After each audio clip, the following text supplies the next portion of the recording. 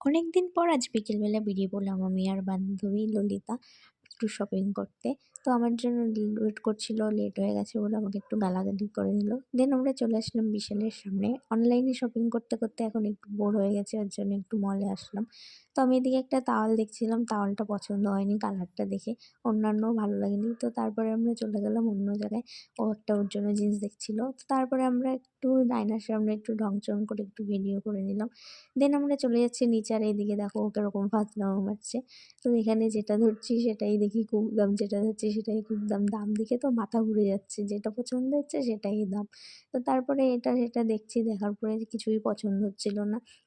দেন আমরা চলে গেলাম আমাদের গার্লস ফ্লোরে।